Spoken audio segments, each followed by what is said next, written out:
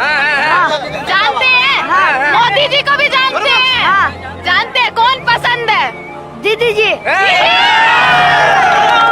दीदी पसंद है बच्चों को भी। यहाँ पे बीजेपी का कोई एंट्री नहीं। बीजेपी हटाओ, देश बचाओ। टीएमसी लाओ, देश बचाओ। टीएमसी लाओ, देश बचाओ। बीजेपी हटाओ, देश बचाओ।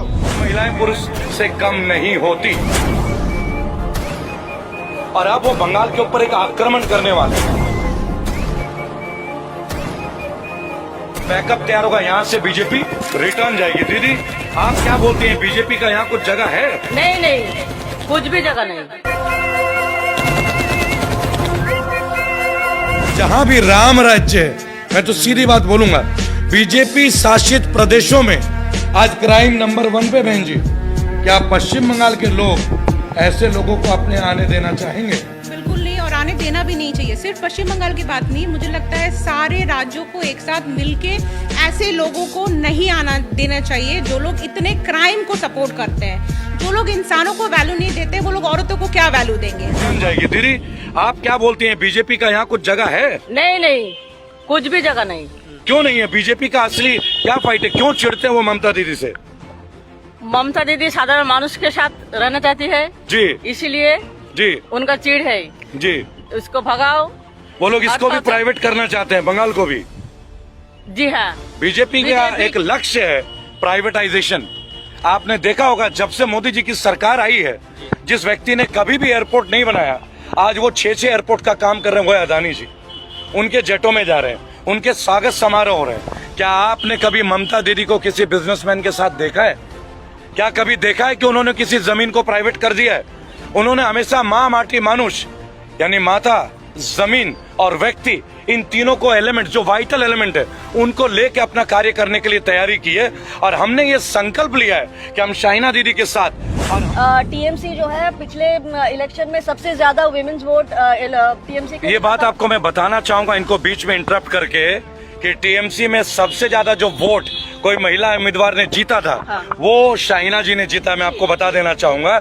और ममता दी ने उसी बात पे इनको यकीन किया। और आपकी मदर को आप लगातार काम करते हुए देखते हैं। बहुत सारे मुश्किलों को भी आप आती होंगे, आपके रास्ते में अड़चने विरोधी लोगों का। क्या लगता है इस बार चुनाव में दीदी के साथ हम लोग मिलकर दीदी को जिताएंगे? बिल्कुल जिताएंगे, हम लोग जिताएंगे। लोग हैं, पब्लिक है, औरतें हैं, मर्द है, मुझे लगता है सब लोग दीदी के साथ है। दीदी जो काम करती है हमारे लोगों के लिए जी, वो अगर लोग ख्याल रखेंगे, वो अगर लोगों ने अप्रिशिएट किया, तो मुझे लगता है बिल्कुल दीदी को आना चाहिए और दीदी ही आएंगे। अच्छा, एक ममता दीदी को जानते हैं, जानते हैं, मोदी जी को भी जानते हैं, जानते हैं कौन पसंद है? दीदी जी। अरे दीदी पसंद है बच्चों को भी। अरे आक्रोश देख रहे हैं आप, आक्रोश देख लीजिए। मोदी हटाओ, देश बचाओ। अरे प्रधानमंत्री है देश के। ममता दीदी को प्रधानमंत्री बना के दीदी ये प्रमोट करती है, जैसे बेटी बचाओ बेटी पढ़ाओ, ये भाजपा केवल कहती है, हम लोग करके दिखाते हैं। आप लोग करके दिखाते हैं। मुझे इसकी योजना के बारे में हिंदी में कुछ शब्द और बताएं, जो अलग अलग योजना है। देखिए, हमारे पास कन्याश्री है, हमारे पास रूपोश्री है। रूपोश्री है मतलब अभी कन्याश्री के बारे में तो उन्होंने बताया कि एक लड़की जब 18 साल की हो जाती है, अकाउंट में उनका खाता खोला जाता है और उसी अकाउंट में डायरेक्टली वो पैसा आ जाता है, ताकि उसके पढ़ाई हो या उसके फ्यूचर पढ़ाई के लिए ही एक्चुअली वो पैसा इस्तेमाल करने के लिए दिया जाता है। उसके बाद आता है रूपोश्री, वो होता है शादी के लिए। शादी के लिए जी, जैसे 18 साल हमारा भी एज लिमिट है, आपको भी पता है कि 18 इयर्स नहीं होगा तो उस बच्ची का शादी नहीं होगा according to Indian laws basically. और उसी चीज को प्रमोट करने के लिए कि ये भी चीज हम लोग माथे में रख के दिमाग में रहे कि भाई 18 साल के पहले शादी नहीं करवा सकते। 18 साल की होगी लड़की, जो लड़का है जिसे शादी होगी वो 21 साल का होना चाहिए। दोनों अगर प्रॉपर एज के हों तो वो लोग जाके एप्लीकेशन देंगे कि ये दोनों की शादी तय हुई है, और उसी के बेसिस पे 25,000 रुपए जो है उस शादी के खर्चे के लिए दिया जाता है। जी, अच्छा मुझे एक बात बताइए, अभी हाल फिलहाल में मोदी जी की टीम ने, क्योंकि मैं तो मोदी जी का टीम ही बोलूंगा, वो सीधा बोलते हैं कि बंगाल में बहुत सारे क्राइम है वुमेन के प्रति, जबकि जब मैं नेशनल क्राइम ब्यूरो का रिपोर्ट देखता हूँ तो भारत में सबसे नीचे पश्चिम बंगाल का नंबर आता है। यहाँ ना रेप के केसेस होते हैं, ना किडनैपिंग के केसेस हैं, औरतों के प्रति गंभीर अपराध के केसेस सबसे कम पश्चिम बंगाल में। तो मोदी जी ऐसा क्यों करते हैं, भाजपा की टीम ऐसा क्यों करते हैं? देखिए, बोलने के लिए तो इंसान कुछ भी बोल सकता है। मैं भी आज बोल सकती हूँ कि मेरे ऊपर बहुत अत्याचार हो रहा है या मेरे ऊपर बहुत अत्याचार किया गया है, लेकिन सच्चाई हम जानते हैं और सच्चाई जो जानता है, मुझे लगता है उसी के सामने अगर उसी से पूछो तो पता चलेगा। जोरे बोलते हुए बांग्ला काके चाहे। इस बार का नारा है बांग्ला निजर में के चाहे, यानी पश्चिम बंगाल अपनी बेटी को चाहता है। और पश्चिम बंगाल की बेटी कौन है? ममता बनर्जी जी। और जुमलेबाजों को एक बात पता चलनी चाहिए बहुत अच्छे तरह से कि नौदा एक ऐसी जगह है जहां 50 और 50% मेल एंड फीमेल है। और आप ये समझ लीजिए, बंगाल में ममता दी सबसे ज्यादा औरतों को प्रमोट करती हैं, केवल दिखाने के लिए नहीं, केवल एड्स के लिए नहीं। उनको सीट्स दिया जाता है, उन्हें उस जगह पे खड़े होने का एक मौका दिया जाता है कि आप अपने स्थान में जाके वो काम करें और कंधे से मिला के साबित करें कि महिलाएं पुरुष से कम नहीं होती। जब भी मैं उत्तर प्रदेश, मध्य प्रदेश की घटनाएं देखता हूं और जब भी गुजरात का घटना देखता हूं, और अब वो बंगाल के ऊपर एक आक्रमण करने वाले हैं। जब दीदी के लोगों से हमारी मुलाकात हुई, दीदी हमारे यहाँ सभी को बोलते हैं, आपको मैं बता दें, पर हम सबकी दीदी केवल एक है, वो है ममता दीदी। कौन है? ममता दीदी। और ममता दीदी का जो विश्वास है इस इलाके को लेके, 2019 के पश्चात शाहीना जी यहाँ की मौजूदा विधायक है नौदा में, और एक बहुत बड़ा एक्सपेक्ट है, एक एक्सपेक्टेशन है गवर्नमेंट को इनको लेके, तो पुनः इन्हें टिकट दिया गया। और आप देख सकते हैं कि सुबह से लेकर रात तक ये 24 घंटे तैयार है अपने क्षेत्र के उत्थान के लिए। तो रेबल फाउंडेशन ने डिसाइड किया कि हम सत्य के साथ चलेंगे और टीएमसी सत्य के साथ है। यहाँ के लोग जमीनी स्तर पर रखते हैं।